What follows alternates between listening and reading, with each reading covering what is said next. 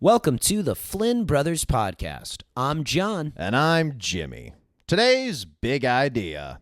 Why did we go to the moon? We describe the motivations behind the United States going to the moon in 1969 and highlight two hidden figures that helped accomplish that goal. Later, we evaluate the astronauts on the mission and explore little-known details about what they actually did while on their journey. Finally, I test Jimmy with an Astronaut Aptitude Test to see if he's fit for outer space travel. It's all coming up. But first, here's the Solons.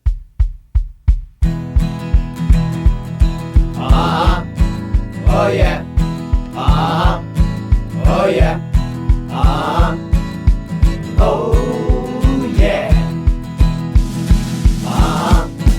Oh yeah. Oh yeah. Oh yeah.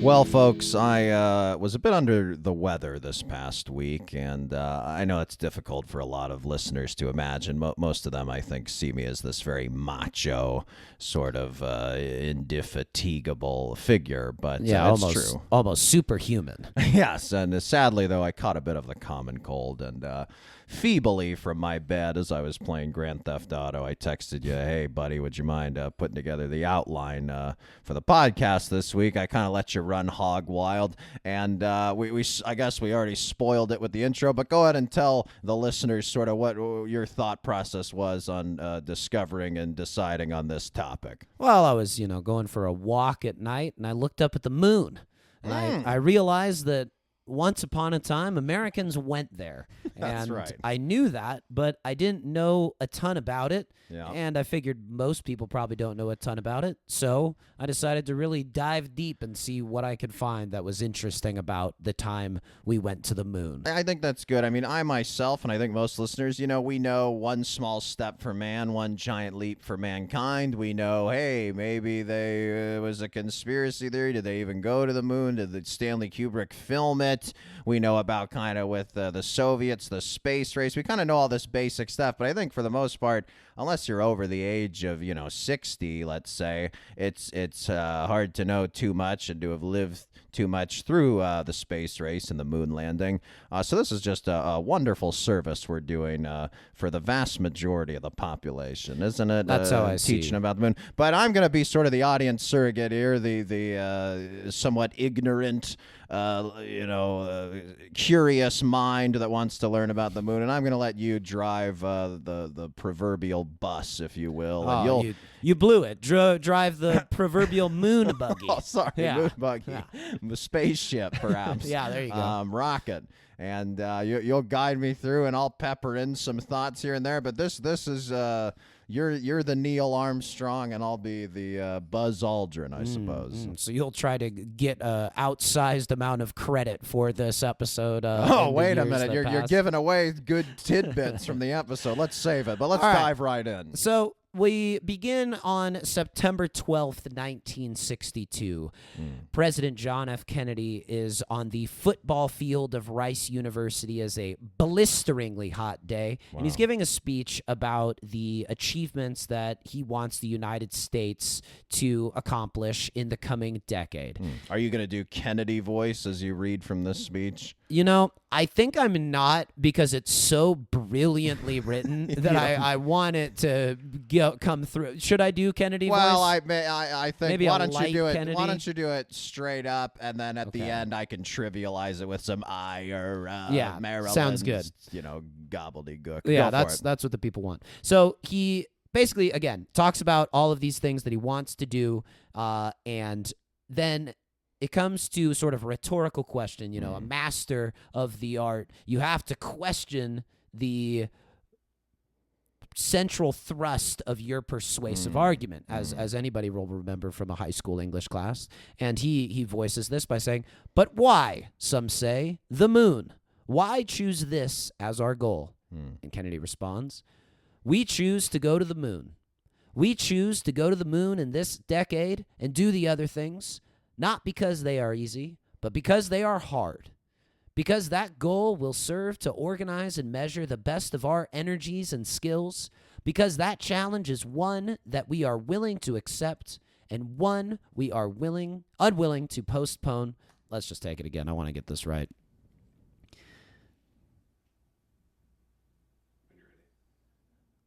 We choose to go to the moon. We choose to go to the moon in this decade and do the other things, not because they are easy, but because they are hard.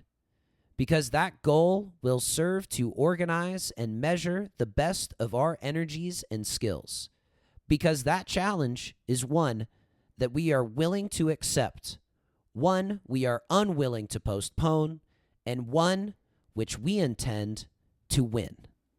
Wow. Well, he was a great orator, wasn't he? That's incredible. It's that's really incredible. Just awesome. I mean, I can't even imagine a politician saying, let's do stuff that's hard. Yes, no, it's let's do stuff that's good for me or just good for you. Yes, this notion of collective effort is definitely missing. Yeah, we're going to push ourselves. Kennedy later says that it will cost 50 cents per week from every American man, woman, and child, which is about $5 today. In 1960, it would cost us to fund this mission, but over what amount of time would that cost be accrued? You think several years, decades? They're chalking decades. it up. Wow. Or this decade. They're chalking it up. All of this, the rest of the 60s, basically. Okay, and it's like, all right. And then Kennedy's like, look, I know that sounds expensive, but then he lays out what they're planning to do.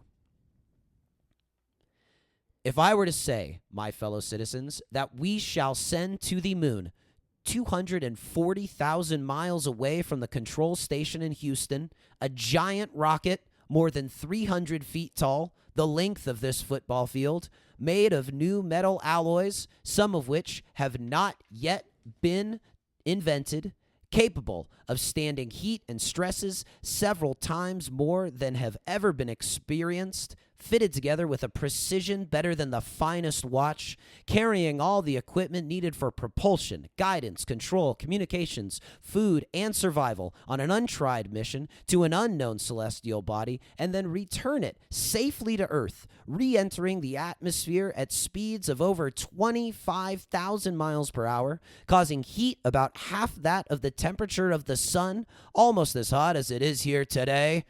And do all this, and do it right, and do it first before this decade is out, then we must be bold. Although on that joke line, he would have said, almost, how hot it is here today, right? That's how he would have delivered it. Yeah, that was exactly You kind of right. missed his wonderful Massachusetts timing with that one. But it is incredible. I mean, not only you have this president speaking very scientifically, but also in this way that inspires wonder and awe. And I think that is so much the appeal of space travel, is one of the big arguments, just like, it's awesome. Yes. It's endless out there. And it's like, yeah, maybe we could dedicate more resources domestically. We have other things on Earth we could worry about. But I think for so many people, it's like, hey, it's awesome. And isn't it worth it? Isn't it part of being human is to explore and to be curious and to go out there? It's ours for the taking, you know? Totally. And I think what Kennedy's really trying to do, and you can feel it in the stirring language, is kind of rally American morale. Yes. Because although he was elected on a wave of popular support, and in retrospect, we look at him as this great American figure, his presidency didn't get off to a fantastic start. Frankly, we'd sort of been getting big dogged by the Soviets. Explain how. We had started the space race before this. Right. This is not the start of the space race, and this starts as an arms race. The reason we really do the space race is because we're trying to invent rockets that will allow us to launch nukes at the Russians from far enough away to where we're not blown up by those nukes. And this is kind of starting more around kind of the late 50s, that sort of era. Yeah. Okay. So Kennedy also has some pretty embarrassing things happen. So in April 1961, there is the Bay of Pigs invasion fiasco. Yes, that's right. If I can sort of half remember to explain it, and then you can take over. I believe he's trying to impose a embargo on Cuba. Is that what's happening? Because they have like a Soviet base around Cuba or something like that. You are confusing this with the Cuban Missile Crisis. Okay, so this is completely inaccurate then. Yes, I will return to that. Tell me Bay of Pigs then. The Bay of Pigs fiasco, which I was assigned to do a school project on in 4th grade. Boy, which is that is early to pretty be doing nuts. Bay of Pigs. It was the first time I realized that the American government could fail. And that is what happens here. Okay, now I remember. It is when a bunch of swine spilled into a body of water. Oh, no. I took it too literally. That's what you're telling me. So the American government sends this small team of a military force to topple the Castro-led Cuban government. They're going to land on the beaches, and the idea goes when the people of Cuba see these American liberators, they're going to join this military force, and they're going to topple the Cuban government. Word leaks. The farmers do not join the military force, and they are all captured by Castro's military. Oh, boy. And so just utterly humiliating. You tried to pull a fast one. Castro catches you in it, gets to lord it over you, and it's this tiny nation. Cuba is not a very big country, and they have just defeated America in a war, and essentially. Castro's chomping on his cigar, probably feeling rather self-satisfied. Yes. Yeah. So he's victorious. Kennedy is humiliated, and this is kind of the start, actually, of when the mob starts to get angry at Kennedy because the communists had banned casinos, and Cuba was basically like tropical island Las Vegas before Castro came into power. As we see in The Godfather 2, the Corleones, they got a little business down there, don't they? Correct. At the same time, Russia is winning the space race, and it's not really close. Sputnik is the first satellite sent into space in 1957. It's about the size of a beach ball. The United States tried to beat him, tried to be first. The rocket blew up on the launch pad. Is this Apollo 1 the one that blew up, or no? This later is completely different. Okay, sorry. This is the Mercury missions. We'll get to that later. They send the living creature into space in 1957, a little dog named Laika. Right. And the first human in space, cosmonaut Jim. Are you asking me his name? Yeah. I don't know it. Yuri Gagarin. Oh, man. Of course. That household name. So they sent so that is also in April of 1961. So in April of 1961, the U.S. is getting shown up by Castro, and the Soviets are flying in space. Like, we are just getting destroyed. I mean, the Castro is obviously aligned with the Soviets, so we can't even beat the B team Soviets. Boy. So we're locking zhuzh. We're locking pop. We're lacking pop. We're lacking spunk. We're lacking zest as a nation. Kennedy gives this speech a year later. Let's kind of, get our mojo back. So he sets the goal of landing a man on the moon and returning them, which I think is the maybe craziest part about this. By doing this, you're kind of changing the goalpost. You're sort of saying, hey, any schmuck could just send something into space. It's the real goal is to send it up there and get it back onto Earth, That's right. If you were to guess, at the time that Kennedy sets this goal for the United States, how much time had Americans cumulatively spent in space? So this happens in 1962, he's saying this, or 1961? 1962, he says. 1962, he says, how much cumulative time had Americans spent in space? I'm going to just go low here and say 0 minutes. Only 15 more than that. Wow. Americans had spent 15 minutes in space, and Kennedy's like, we're going to go to the moon by the end of the decade. Man. Pretty awesome. Unbelievable. So that's the why, and we'll get into the when, the how, and the who right after the break.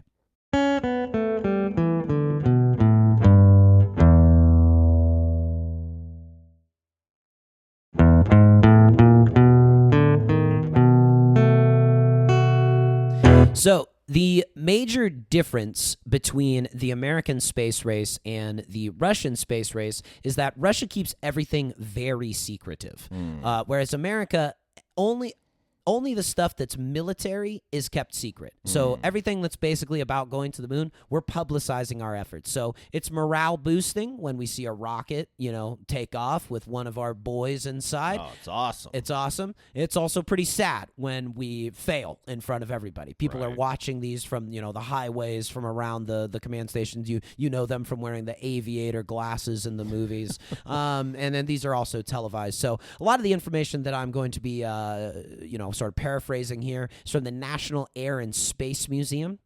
So we begin with for the how. We're going to begin with... So, first of all, before the break, you said the why, the how, the who.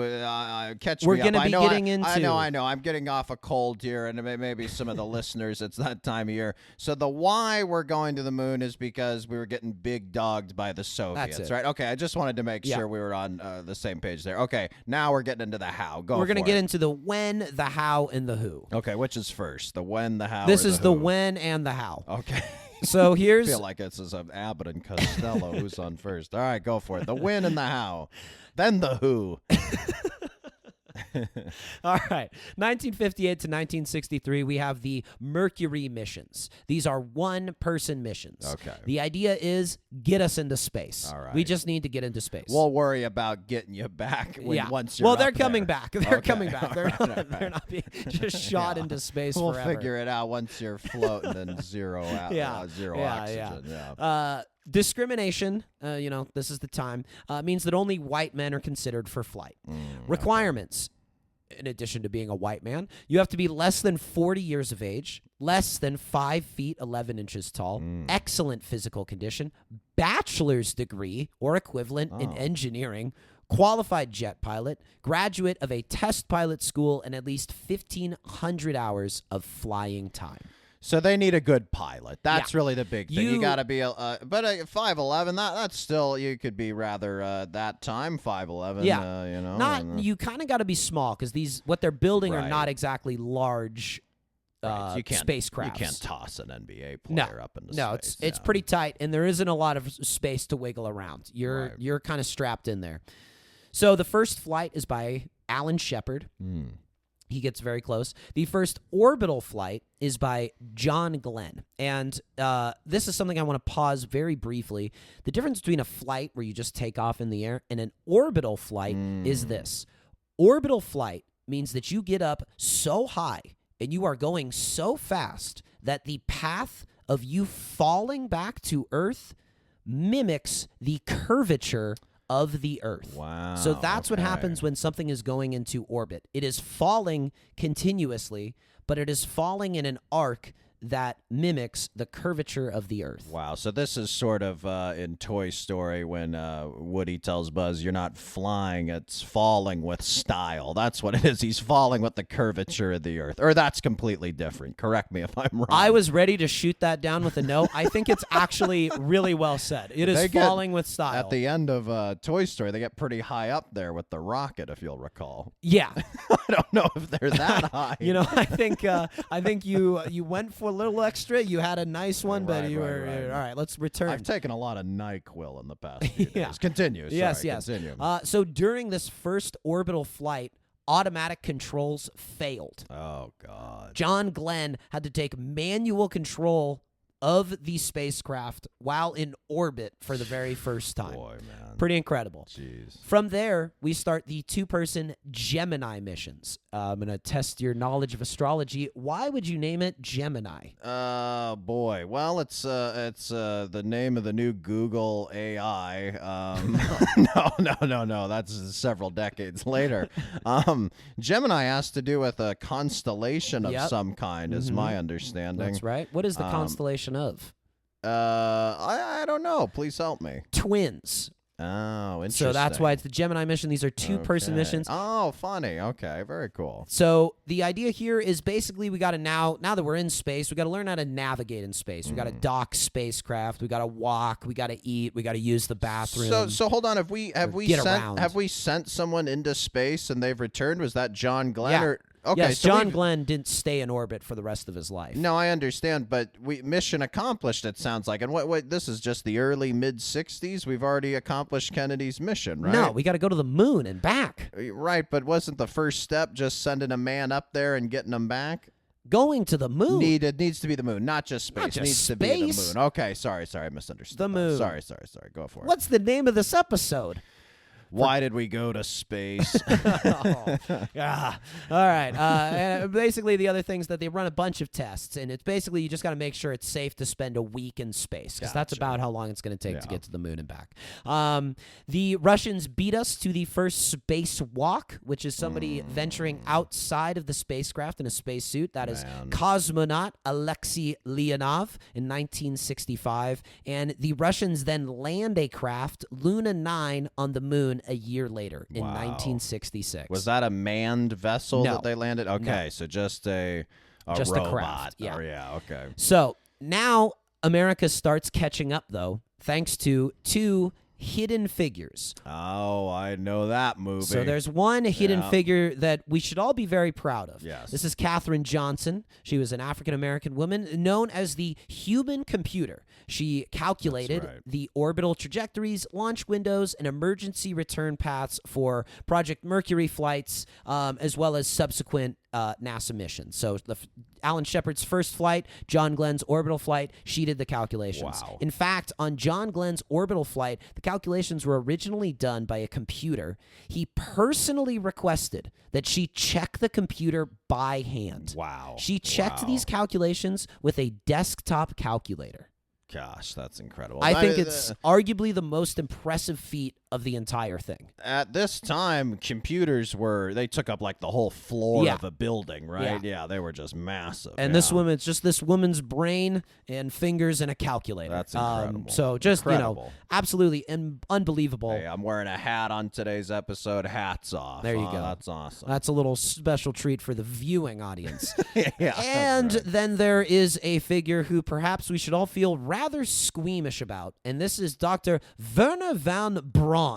Werner von Braun, wasn't it? Braun. Because he's the bassist. There's one of our favorite old songwriters, Tom Lehrer, also was a well-known professor. He has that little song about Werner von Braun. Yes. There's the lyric from the song, "Once the rocket's up, who cares where they come down? That's not my department," Yes. says Werner von Braun. Oh, there we go. This is the name basis of the song, then. Very nice. He was a German fella. As He it was a were. German, and the history buffs will know that around this time there was a rather disreputable organization that committed a wave of evil across the planet. And Werner von Braun was an ex-Nazi, right? He was an ex-Nazi. He was an ex-Nazi. And members in the SS, and to quote the Air and Space Museum, he was, quote, at least tangentially involved in the murderous exploitation of concentration camp prisoners in missile production. Gosh. That is not something you want to be tangentially involved in. So how, in God's name, could this person possibly have been involved with the U.S. space exploration? We get him out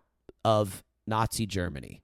And why do we get him out? I mean, he sounds like he did some pretty heinous things. Do we get him out solely because he's good at math and science and he can get us to the moon? He is not just good at it. He's arguably the best. He is a absolutely brilliant rocket scientist. All of that other stuff, should be acknowledged, but he is the best rocket scientist. The government covers up his ties to the Nazis, and he develops the Saturn V rocket, Saturn V, it's a Roman numeral, that gets us into space, that gets like spacecraft all the way up into space. It is the largest liquid fuel rocket booster ever built by the United States. So it's the largest ever. Even to this day. Yeah, wow. We've gotten smaller as technology has advanced. But in America, we like things big. You'd think we'd go big. You'd think. So these rockets work in 3 stages. They have the first boosters. We call it the first stage boosters. These produced 7.7 million pounds of thrust. Wow. Altogether, the rocket, the module, and the capsule that sends us to the moon is weighing 6 million pounds and it stands 360 feet tall. This is the rocket that goes into space. The rocket that goes into space rocket that goes into space weighs 6 million pounds. 6 million pounds. It falls away. Most of it's full of fuel that it's just torching to get us the proper amount of force to pierce the atmosphere and get us into the inky black depths of space. That is staggering. Yeah. Some of these figures are, staggering. Yeah, well, buckle up. This is what the Russians could not figure out to get to the moon. They could not figure out how to build a rocket this powerful. They didn't build it big enough. They never did. That's what we do in America. That's right. We build them big. So this brings us now to the Apollo missions, which go from 1961 to 1972, so there's a little overlap in there. The idea of the Apollo missions is to get us on the moon and back. We're going there, we're coming back. Apollo 11 is the one that does the job. Here are the way that we selected. Now we are to the who. Okay, a little bit of how and who now. So the when was kind of mid-'60s, and then the how is we got Katherine Johnson and then Werner von Braun and building a big old rocket. Yeah, and calculating how to get it where it needs to go. All right. So the training of astronauts. So this is a little bit modern day, but I found this very interesting. Okay. Astronauts are required to create... Let's start that again. Astronauts are required to complete military water survival. So water mimics the weightlessness of space. Interesting. You must become scuba qualified to prepare for spacewalk training. You must be able to swim 3 lengths of a 25-meter pool without stopping. You must be able to swim 3 lengths of the pool in a flight suit and tennis shoes with no time limit. Wow, that'd be tough. So why do you think you have to do that? Well, I would assume there's some resistance involved. You got to get used to being in the suit. And, where, if you were to crash land in a spacecraft, do you think you would land? Probably in the ocean. 2/3 of the Earth is ocean, isn't it? In the ocean, in your flight shoes and tennis shoes. So, yeah, not a good time. You also must be able to tread water continuously for 10 minutes while wearing a flight suit. You are also exposed to both high pressure and low pressure environments. High pressure being like bottom of the ocean, low pressure being like the top of a mountain. Nice. You are also trained in planes that fly in parabolic arcs, so meaning they fly up and down. They fly down so that they are in what's called free fall, right, where it is mimicking the rate that you would fall if you jumped out of the airplane. And so the airplane is falling at the same rate that you are falling. And so relative to the airplane, it's like zero gravity. Wow. So that's how they train astronauts for zero gravity. You can black out when that's happening, too, as if you're in a plane, right? Just the difference in pressure and whatnot. Yeah, that's also how they film a lot of, like, space movies. They get you in those airplanes, and that's how they... And so you got to, like, hold on tight because, they're in free fall, and then they got to pull out of free fall and then go into free fall. So that'd be a roller coaster. Okay, so they end up selecting 3 astronauts to go on this mission. The first one, I think everybody obviously knows. May I jump in? Please. Gotta be Neil Armstrong. Correct. Jim. Yes, wonderful. He is the commander of the mission. Could not have built somebody in a lab better for this job.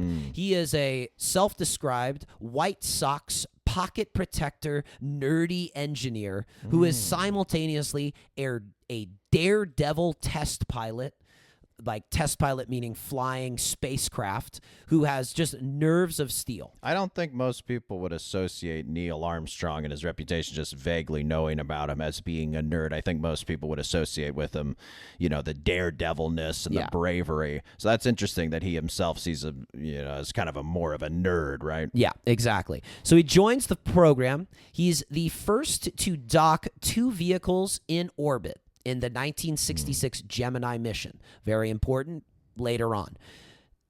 He has a malfunction after the dock that sends the craft spinning at a rate of 1 revolution per second. So you can count 1 second and spin your finger around. 360, full 360. So you are in second. space spinning 360 degrees every second. That ain't your mama's tilt-a-whirl, is it?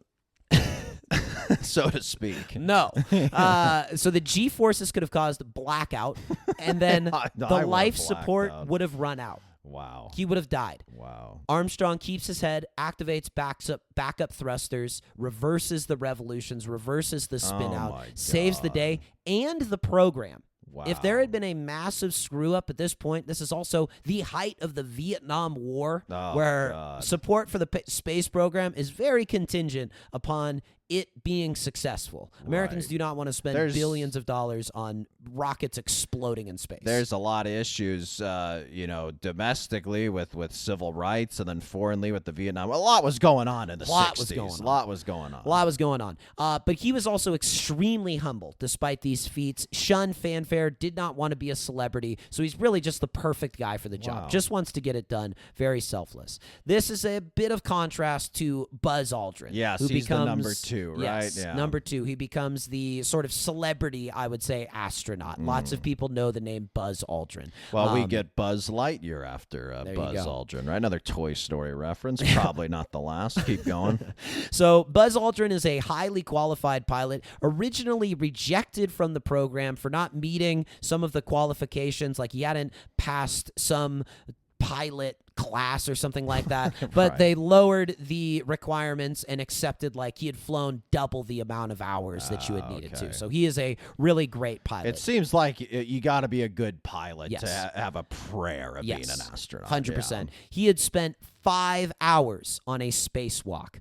5 hours outside of a spacecraft. Wow. Probably one of the longest of the time, I'd have to imagine. Yes. Yeah. And finally, we have Michael Collins, who is the least known of this. Another very highly qualified pilot. He had done 2 spacewalks. All of these guys are in the program. They have flown previous Mercury, Gemini missions, even previous Apollo missions, and they're chosen because they think these guys stand the best shot of giving us there and back. Michael Collins also, again, a bit more humble. Michael Collins doesn't actually land on the moon, which I think it takes a very certain personality to do that. But I'd have to at least just have dipped a toe on it. I mean, come on, man. Gee, why couldn't they have swapped? Buzz, you come on the craft and I go and, skip around the moon for 20 minutes. Why couldn't you have done that? We'll get into that right after the break. Oh, nice.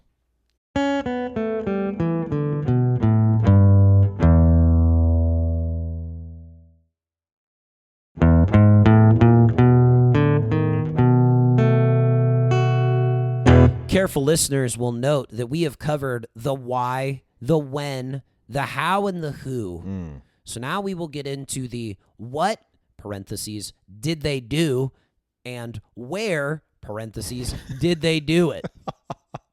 All right. I feel like we're investigating a crime. Yeah, almost. I figured, it was just the way to cover all my bases. Who, what, when, where, why, and how. But I didn't do it in the order, It That's okay. Well, hey, buddy, we sometimes rip up conventions here on the Flynn Brothers pod, and, I think you're doing a great job so far. Wow. I think all our listeners would agree as well, I hope so. Send an email to our business email. All right. So, okay. Now, how do we actually get to the moon? So the Saturn V rocket, designed by Werner von Braun. That's it. Launches from Cape Kennedy. It hit speeds of 24,000 miles per hour. Gosh. The astronauts pierce the atmosphere and spend 4 days in space traveling to the moon. Wow. The moon is, how far do you remember what President Kennedy said? Did he say 25,000 miles? It is 10 times that almost. 250 Roughly 240,000 miles. 240,000 miles. What did I say? 25,000. Oh, sorry, I meant 250,000. Sorry about that.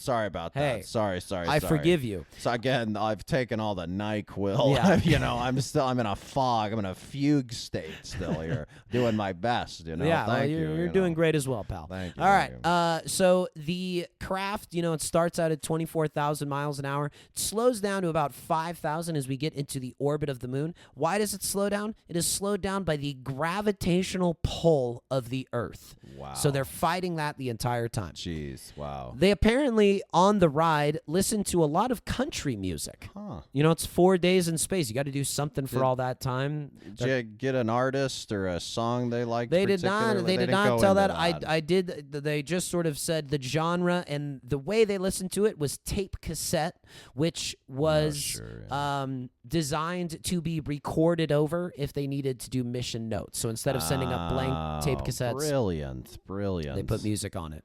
Yeah.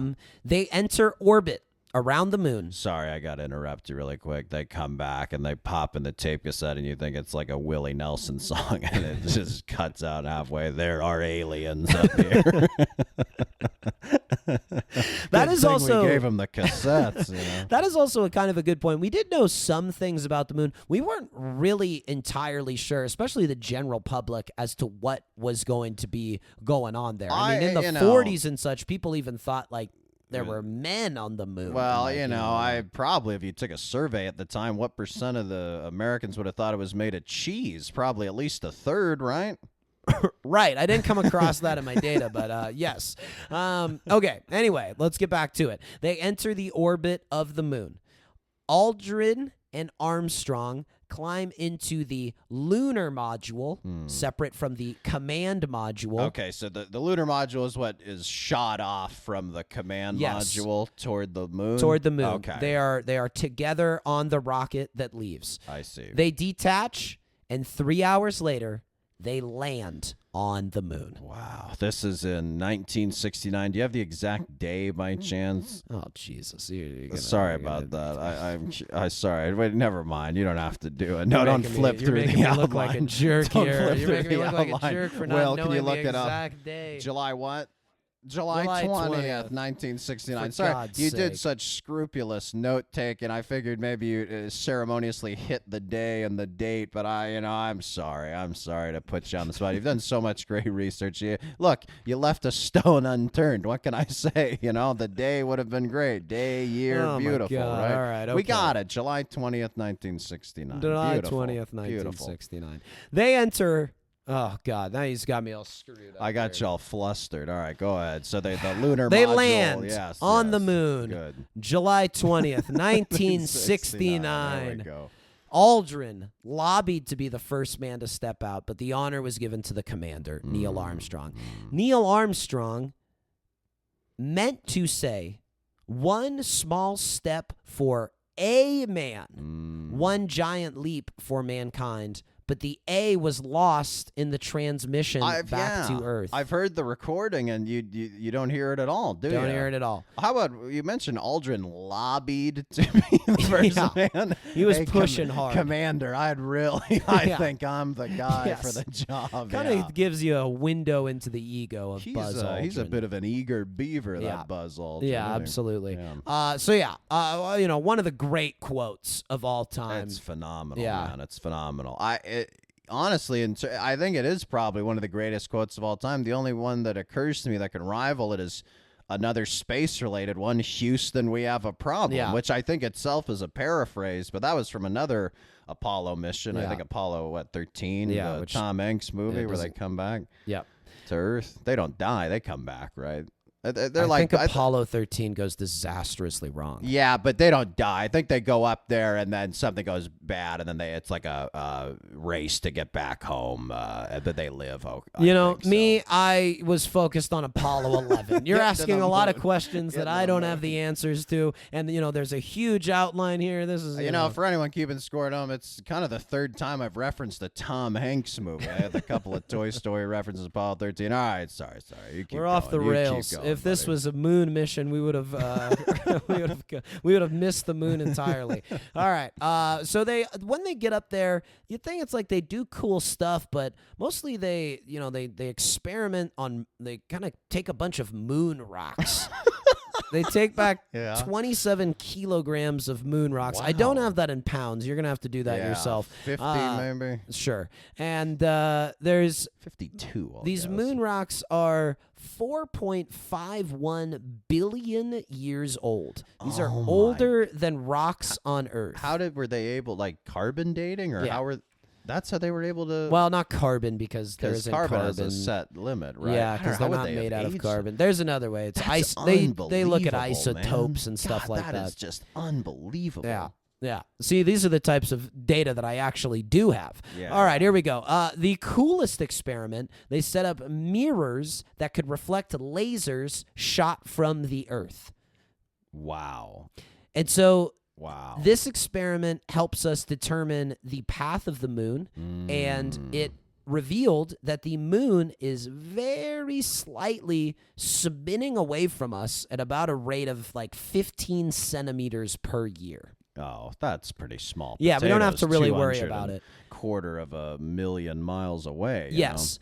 For any moon deniers, moon landing deniers, this is a pretty rock solid piece of proof. Yeah, that sounds like you can shoot these lasers at the moon and they come back. There are no mirrors on the moon naturally occurring. Somebody had to put them up there. It's so funny that the astronauts up there, Aldrin, Armstrong, it's like they're on the moon. Woo, we're on the moon. It's like, what do we do? Just grab some shit and put some mirrors up. yeah. They also have their cameras, so we get the famous Moon Man photo, which many think to be Neil Armstrong, but is actually Buzz. It is a photo taken by Neil, who you can see reflected in the helmet that Buzz is wearing. In a way, it's a photo of both men. Isn't that nice? Now, you mentioned best quote of all time, One Small Step for Man. This is one of the great photographs of all time, right? Absolutely. I think you reminded me of it, and I gave it a quick Google, and it really is a stunning photograph. Oh, stunning. It's unbelievable that photo was taken. I mean, he's on the moon. It's a man on the moon. It's literally out of this world. You like that? You like that one? I love that one. Yeah. They plant the American flag. Yeah, of course. People have speculated that this also, is like a tell that they faked the moon landing because the flag is unfurled. And they say, well, how could this be? Obviously, there is no wind on the moon. The flag has a pole that is through the top of it to allow it to shoot out. And you wouldn't want to conventional flag. You wouldn't want to just limply hanging on the moon. Yes. That's boy. Talk about American big ass rocket. Stick the flag on the moon. Yeah, that's there was beautiful. A little bit of controversy. Now, Kennedy by this time is dead. Richard Nixon is the president. And, with America's adventures in Vietnam, people are understandably wary about the United States sticking their flag into unexplored territory. And so the United States had to be very clear that we were not staking a claim to the moon. We were not claiming the moon to be America. This is more just like, hey, we did it. Like, that's all that this means. It is not, but also, moon is the 52nd state. But also, 51st. we do own the moon. You said Nixon was president. That's right. LBJ was in between Kennedy and Nixon. There you go. Okay. Nice. Okay. After a little over 2 hours, they get back inside the lunar module. They blast off to rendezvous with Collins, who has still been in orbit of the moon the whole time. He never even touches down. He stays outside the moon. So this is why he can't just pop down to the moon. He never lands. Wow. This is a lot easier than having to shoot off everybody back from space. That would take a lot more propulsion. There you go. And so Buzz Aldrin said that when they blasted off in the lunar module from the moon, they knocked over the flag. Oh, hilarious. And so all future missions, they planted the flag much further away from the module. Hilarious. Meanwhile, this whole time... They probably thought, boy, that's a bad sign for the return trip home. Yeah. That's a whoops. Yeah. So Collins, he's orbiting the moon the entire time, which means that for 48 minutes of a time, he would be on the dark side of the moon, out of radio contact. Wow, jeez, that's terrifying. They called him the loneliest man since Adam. There you go. He said it did not bother him. In fact, he felt, quote, awareness, anticipation, satisfaction, confidence, and almost exultation.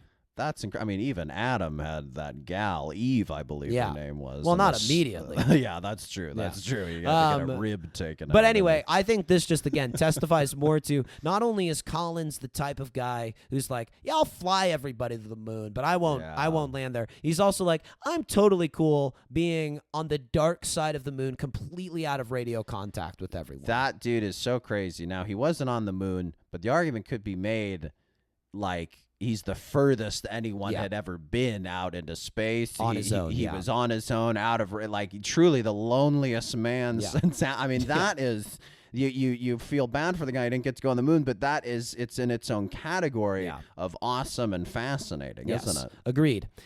The lunar module and command module reattach in space, hurtling at thousands of miles per hour, whipping around the moon. Obviously, relative to each other, they are not moving. They're moving the same speed, much the way that cars do not appear to be moving next to you on the freeway. The calculations for this were done by... Is it our gal? It is our gal, Johnson. Catherine Johnson. That's Johnson, right. Again, I think this is just truly nuts to have done the thing. They have landed on the moon. They blast off the moon. They reattach, and we're coming back to Earth. It's awesome. It really, though, you couldn't just send them to the moon and they die there. That would not be a successful mission. Yeah, that's probably true. Yeah. That would feel pretty sad, pretty melancholy, I would say. So the whole mission, the success of it hinges on this. The modules reattaching and sending back, but they do, and they head home. They re-enter the atmosphere at a blistering speed of 36,237 feet per second. Gosh, that is unbelievable. They not crash. They land in the Pacific Ocean, and this sounds like a crash to me. If probably, it's in the ocean. Probably we're going pretty fast. Yeah, well, they have don't they as parachute deploy? Exactly. Right. And they are quarantined for 21 days to make sure that they didn't bring back any moon diseases. That is hilarious. Something you definitely did not think about. That's how we got COVID. If they had just held them another week, we wouldn't have had this awful virus. And after this, the quarantine ends, and they are welcomed back with a parade. 21. I mean, that's no slouch amount of time. Long time. That is really crazy. Yeah. After being, in space for about 8 days, too. Like, what would be harder? Like, whatever, a week in space or 21 days in isolation? I guess, could they be together in isolation? I suppose possibly. But then you're freaking Buzz Aldrin's like, it should have been me first on the moon. You're like, Buzz, give it a rest. Come on, man. All right. But then, obviously, this spawns a bunch of conspiracies that we never landed on the moon. That it even gets so far as to say that Stanley Kubrick faked the footage because, boy, I'm blanking on the name. 2001: A Space Odyssey looks so convincing.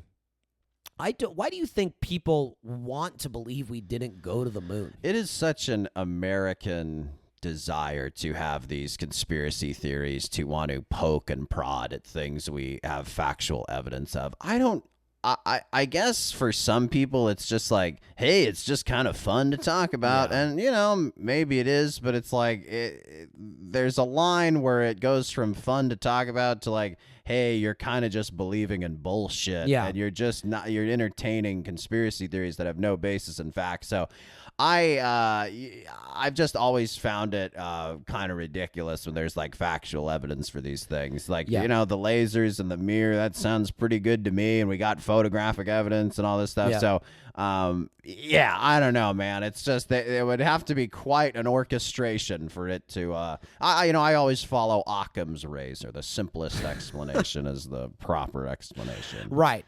Here's the other one that I think is the nail in the coffin of the conspiracy theories.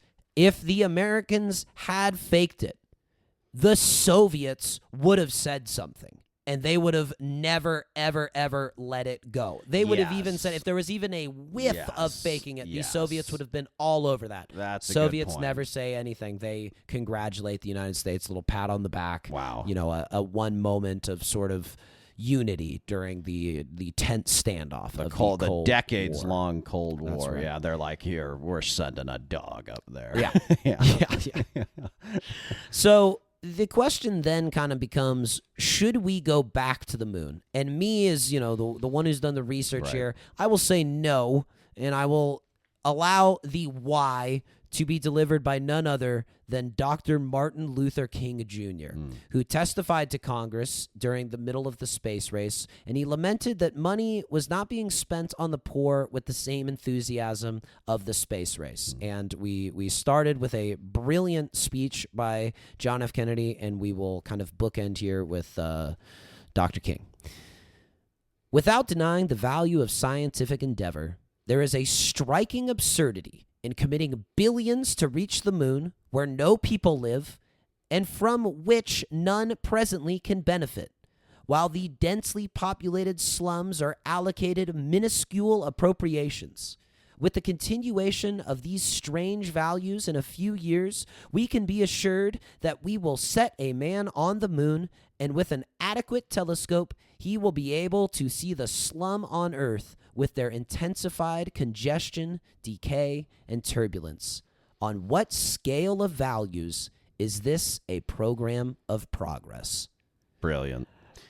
Yeah, it goes back to what we kind of touched on earlier with the big argument for space exploration is it's awesome. Yeah. And it's like when you're confronted with real world racism, real world poverty, all this other stuff, it's such an obvious choice. I will say this, I don't mind it being privatized now. I don't mind that Bezos wants to send people to space for little joyrides, or Elon has SpaceX. Like that sort of stuff, like for all my qualms with them as people, like it's their money to do with what they want. I don't really like, if you're worth $500 billion like Elon now is, it's like, go ahead and spend some on trying to like do some space exploration. I do think it becomes an issue when it's the government, and the government's main job is to provide for the people. And there are no people on the moon, and there are no people in space. And so the first and foremost, it's like, look, if we had a huge surplus and the government is going great, and 1 in 5 children were not going hungry and all this other stuff, by all means allocate some money to it. But I kind of don't mind now that it's privatized. I don't know how you feel about like Bezos, Musk, these kind of guys. I know they get a lot of flack, but it's like, well, it's probably better they spend the money exploring space from their vast resources than, we take it from the taxpayers. I would agree with that. I will also say that I think Bezos and Musk, you open yourself up to criticisms of being silly and wasteful. Oh, for sure. As being the wealthiest people in the world, to pursue something that's so frivolous and frankly wasteful as this, particularly with the environmental costs of these launches. The fuel that they're burning is awful for the environment, clearly. And really, it's just self-glorifying vanity project. It isn't something that I think rallies the nation in the same way that this does. And so, when I was doing some research, I remembered that Elon Musk shot a guy, a fake mannequin in his Tesla Roadster, and that is currently hurtling around space right now. And that is pretty sweet. But at the same time, it to me, it just kind of is this gross, callous behavior that, as awesome as I do think space travel is, and I have kind of had my eyes opened to the incredible achievements of humanity working together by this research project, I just have to agree with the great Dr. King here, because it's just, it is low on the totem pole, I think, of priorities of the things that we have to accomplish as a species. The last thing I'll say, too, is with Kennedy and his speech and the whole space race in the 60s, it was such a unifying moment for the nation, whereas what Bezos and Musk do is very divisive. Yeah. It's not in the name of national unity. It's not necessarily in the name of progressing humanity forward. It is in the name of vanity, as you say. However, I think that if you could somehow bridge the gap between, using private money to fund space travel with providing some national unity and some national pride in the space travel. I think that could be a very happy medium. But again, I think so much of this stuff is way better in concept, in theory. The idea of we really should explore space, and we read science books, and we read Carl Sagan, and there's just so much out there. And, we love going to Griffith Observatory and just learning about the vastness of space. And conceptually, it's so awesome. We want to explore the vast reaches, but pragmatically, it seems a little futile given all the other stuff we have going on. Yeah, that, and maybe as a final thing, the Musk obsession with living on Mars to me has always seemed just absolutely insane, because he wants to terraform Mars when it's like, our planet is not ruined yet. No. And Mars would be so much harder to terraform. And I think we've talked about there's so much out there, but I think really partly what I've realized from this is actually there is not anything out there for us. We live in a unimaginable island of perfect conditions for our survival. And I think as beautiful as space is and as wonderful it is to contemplate, we can turn our eyes up to space, but our efforts should be down here on Earth. And as a sort of final anecdote to bring these two things together, NASA was not, unhearing of these complaints. And sadly, Dr. King doesn't live fully to sort of see the man land on the moon. And so there's another man who kind of takes up his cause, Pastor Robert Abernathy of the Poor People's Campaign, which was something that was sort of formed, if not by King, then sort of in his wake. And Abernathy echoes King's criticisms. And Thomas Paine, the administrator of NASA, he comes out to the Poor People's Campaign, which is a lot of people, similar to the March on Washington. He calls rocketry child's play in comparison to the issues that King and Abernathy bring up. And he said he hoped NASA could contribute to the limiting of people's suffering. And he has this great quote: "If we could solve the problems of poverty by not pushing the button to launch men to the moon tomorrow, then we would not push that button." And I think kind of holding two things in mind at once. That's true. And this is, I think, the most beautiful moment. He asks Abernathy, a pastor, to pray for his astronauts. And Abernathy said that he certainly would, and they both shake hands all around. And it's kind of a very, very beautiful moment here. And I think in conclusion, I think it was extremely cool that we went, but we established that there ain't nothing out there but 4-billion-year-old rocks. Yeah, well, And to bring it back, that's awesome. Yeah, that is also awesome. So yeah, we're capable of some truly impressive feats when we harness the collective effort, and it would be beautiful if we were able to do some things about the old planet that we're on right now. Well, as Kennedy might say about the moon landing and this podcast, our mission accomplished. Not yet. We got to send you through an astronaut aptitude test to see what you know about outer space. So thank you for indulging us in some moral discussion. We're going to now put Jim's wits against the facts of the universe right after the break.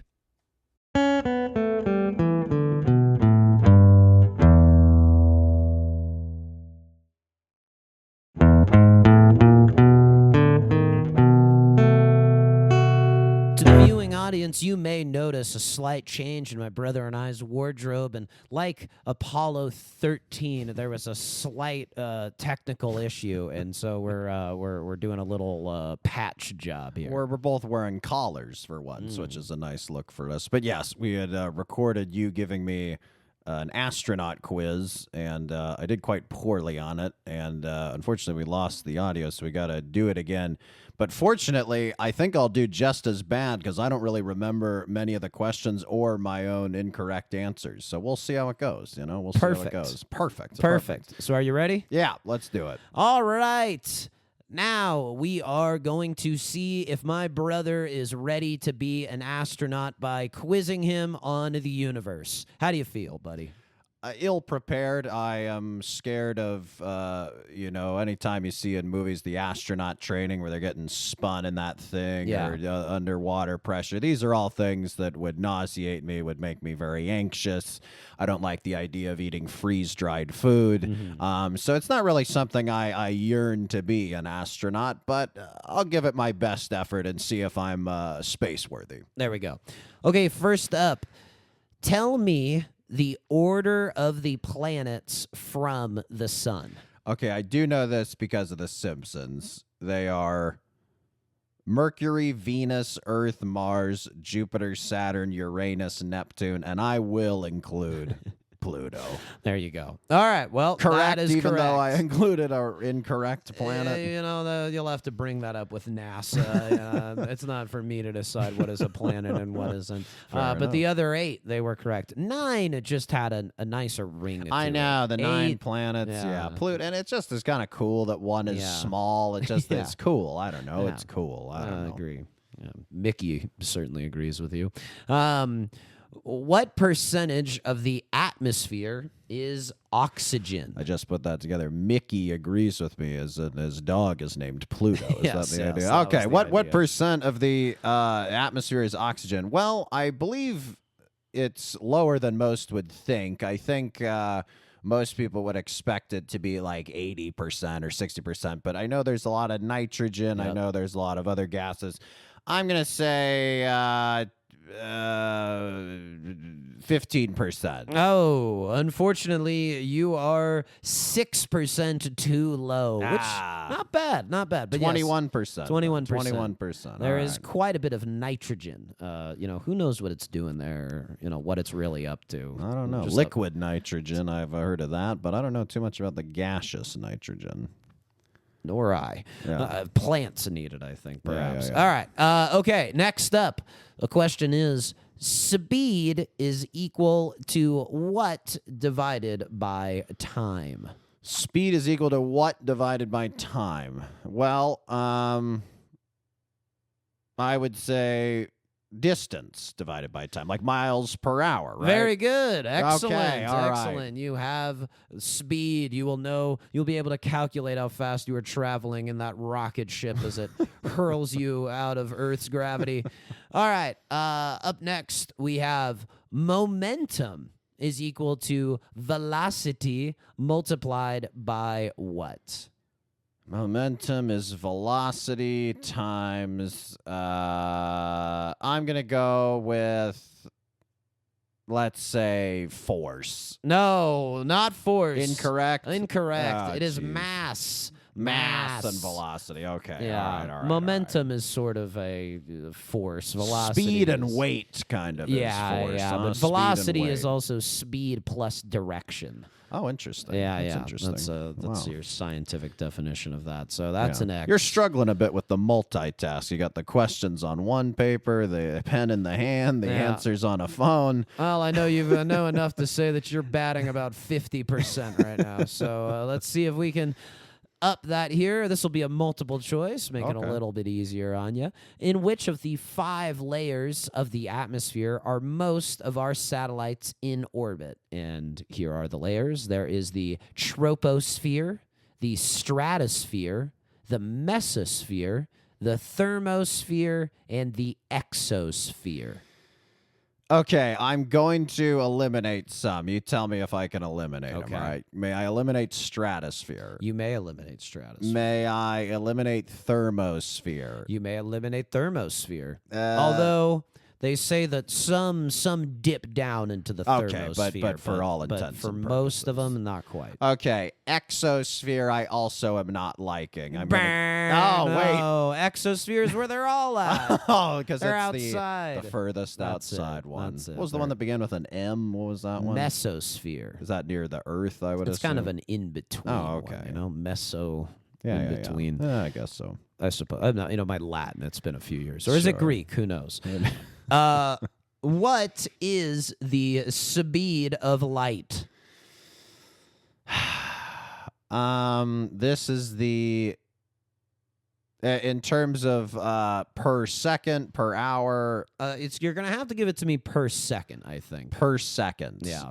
Okay, so turning on a light is pretty instantaneous, so I would guess it goes pretty far in a second. Yeah. I'll say 1,000 miles per second. Oh, not quite. You're going to have to multiply that by 186. It's 186,000 miles per second. That's how fast light moves. That is quick. So if you turned on a light and it was moving at the speed of light, it would go on after 1 second, 186,000 miles away, you're saying? Yeah.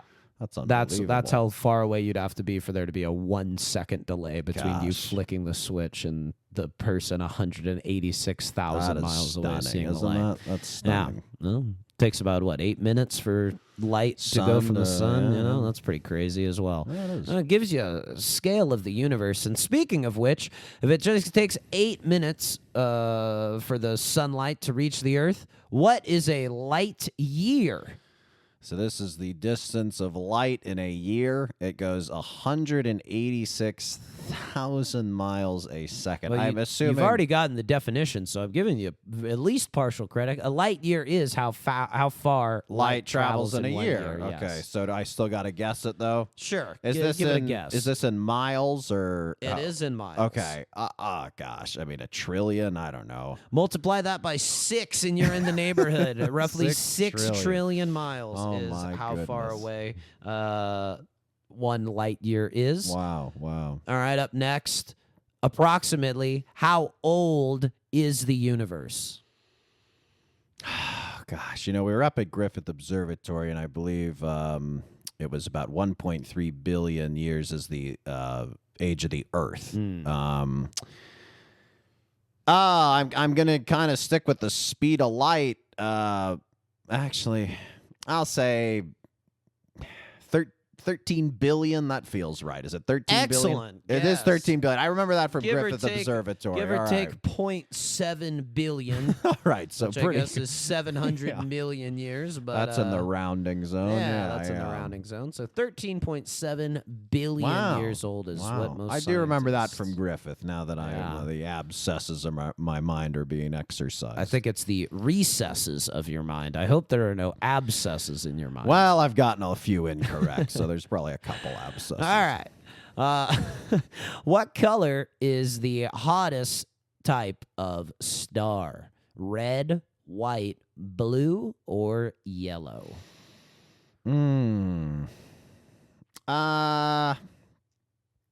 Well, I've heard the term white hot is generally pretty hot, so I'm gonna go white.